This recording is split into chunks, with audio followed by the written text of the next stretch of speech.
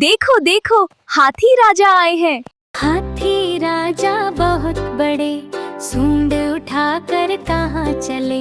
मेले में वो घूमने जाए, बच्चों को भी साथ ले जाए।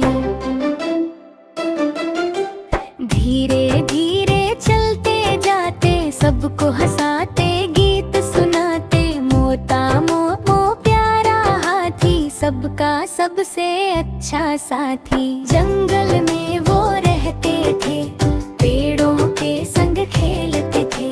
हरी हरी पत्तियां खाते, मस्ती में दिन बिताते थे। नदी किनारे पानी पीते, छप छप करके नहाते जीते। सूंड से पानी ऊपर डाले, बच्चों को भी खूब भिगोते।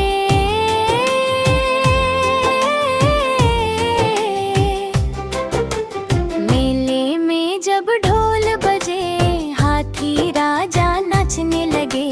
धीरे धीरे कदम बढ़ाते, सब बच्चे ताली बजाते। पीठ पर बच्चों को बैठाकर घूमे वो इधर उधर जाकर। ऊंचाई से दुनिया दिखाए, सबको खुशियां बांटते जाए। एक दिन वो थक गए थे, पेड़ के नीचे रुक गए थे। बच्चों ने फिर प्यार जताया, मीठा मीठा फल खिलाया।